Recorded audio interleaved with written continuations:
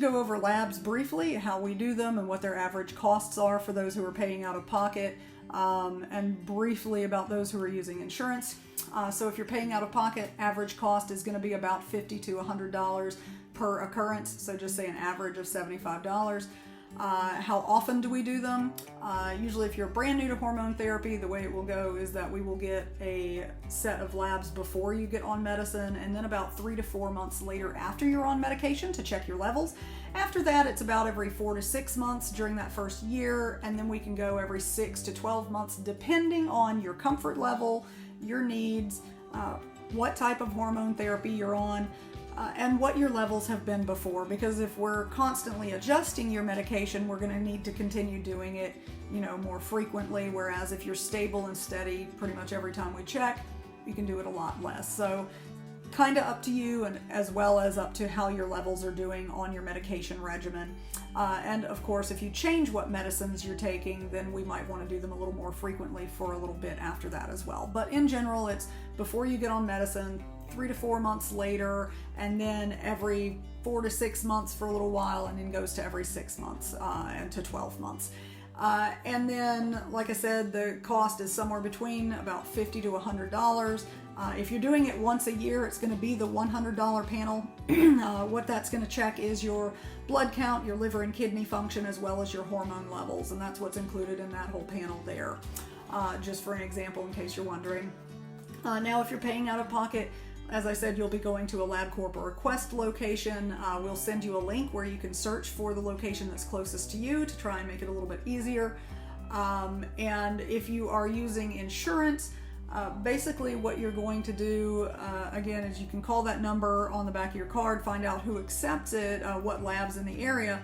But there's also a lot of people like to go to like their primary care provider to get their labs drawn.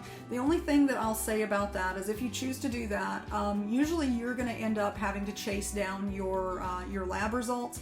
And this is really just because when you bring our orders to someone else, they can't enter it under our name, and they're going to have to put it under their name as the provider at that office. So when the results come back, they aren't going to remember who we are, and so you're probably going to have to go and give them a poke and tell them our fax number so they can send them over.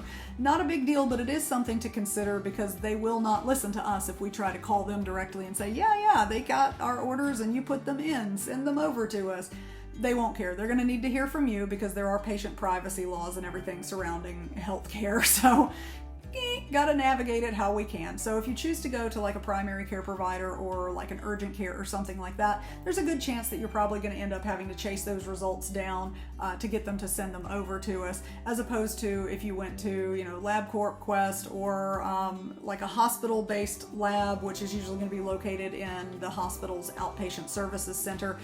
Those places that are set up just as labs and not clinics are usually going to be better set up for keeping track of who actually ordered it originally and who needs to get the results when they come in.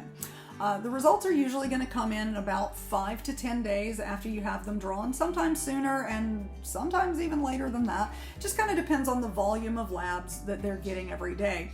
And when we get those results, we're going to send you a copy of them through the little communication app. We're going to tell you all about them, whether we need to make changes or stay the same or anything, and you can ask questions back and forth. Just kind of let us know what you're thinking. If your goals change, we might need to adjust medication, even if your labs are looking good for your previous goals. So keep those things in mind. Everything's kind of flexible. Just keep an open line of communication and always ask questions. So hopefully that kind of gave you an overview of labs, every few months, before you get on, and then 3 or 4 months later, and then every 4 to 6 months to 6 to 12 months as things go along. And then, like I said, out-of-pocket cost is somewhere between $50 and $100 each occurrence. Insurance is going to be different. It's going to depend on what your copay is, whether you have a deductible or something like that. And then as to where you go, if you're paying out of pocket, you're usually going to be going to LabCorp or Quest. Although if you find another location that is a good price, let us know. We're always on the lookout for good deals for our patients.